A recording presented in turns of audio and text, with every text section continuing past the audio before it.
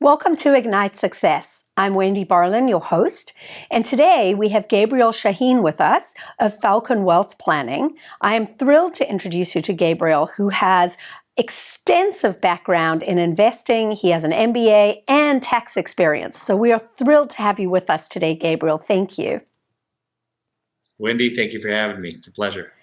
So I spent some time poking around on your website and your LinkedIn profile, and I noticed a lot of information about being fee only. For our viewers today, can you explain what fee only means and why that is important? Yes, this industry is very difficult for transparency. It's also an industry where you really don't know how much you pay the advisor or for professional help. This industry, sometimes you think that what you're getting has maybe no cost, or the cost that's being disclosed is the actual full cost. Being fee only compared to commission-based and fee-based means you can only get paid directly from the client. There are no third-party pay ways you can get paid. There is no third-party type of incentives that you can get. It's truly whatever's being quoted from the client is the only form of compensation you can get paid. And why I love that is my first experience with a financial planner was commission-based, and I was shocked and horrified when I learned how it actually worked. So with what you're doing, truly you are independent in your advice because you get paid by me, whether I pick one stock or one mutual fund or whatever you recommend for me, you make the same amount of money, correct? That is true. It really doesn't matter. We sell brain at Falcon Wealth Planning. So there's no products or services, no commission, or no products we sell, no commissions we receive of any kind. The service we provide is just financial planning, very direct. And because we're independent, we have no limitations of the recommendations we can give on investments. Where other firms or broker dealers, they can only offer you what's on their shelf, and then they can offer that. It's almost going like to a Ford car dealership. You can only buy a Ford. It's as simple as that. And I love that. I think that's really important for our viewers to understand today, because when you are searching for a financial planner, we talk a lot about this. Who are you looking for? But this idea of fee only that Gabriel's mentioning is absolutely critical. So thank you. I wanted to jump into something that is always makes me smile, but we talk a lot about diversification. And for wealthy people, obviously diversification makes sense.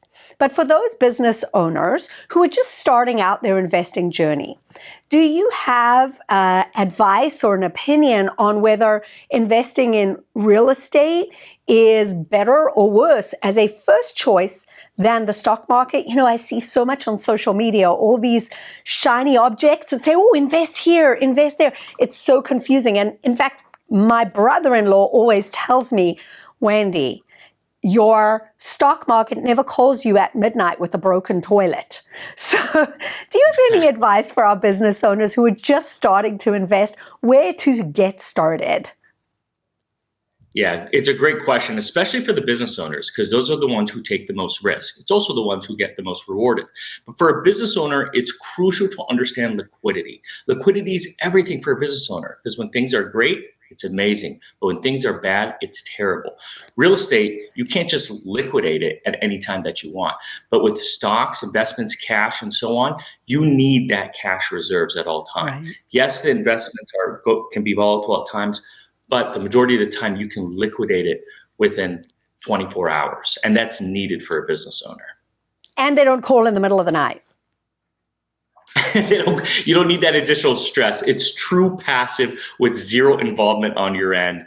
Absolutely. And it's still, with everything that's going on, the number one asset class that returns the most. There's nothing else that compares with it. And it has the longest history as well. Well, you heard it here, viewers. Gabriel Shahin's opinion, and I second that. I think that's fantastic advice. Something else for our viewers is, you know, there is a lot of financial advice on social media. And I say advice in quotes because I'm not really sure it's advice. So is there a publication or a media outlet that you recommend for business owners to get financial information? What's really going on in the markets? How afraid should we be? How confident should we be? Is there a publication that is reliable in your opinion? Yeah, I mean, if you're just wanting to turn on the television, CNBC is probably the most reputable, where you can see what's going on in financial markets. They educate you what's going on in the political world. That's unbiased. That's truly how it affects financial and economics. I would say from a publication point of view, focusing on maybe a financial planning or a financial advisor magazine. Barron's is also a really good source as well. Some of these big name publications are probably the best place to go to because they really don't have any hidden agenda. Sure, they have some advertising plugs in there, but really who doesn't? It's really the best way to get unbiased, unfiltered, and unsponsored advice. I love that. Thank you so much for sharing that with us today, because even I struggle with understanding what's really news and what it is people want us to know. So business owners, if you'd like to reach out to Gabriel, let's have conversations about where you invest your money, how to get started in the stock market, and look for fee-only planning. I think this is really critical. Thank you for being with us today, Gabriel. We appreciate your time and your vast experience. I am Wendy Barlin, your host of Ignite Success. We'll see you next time.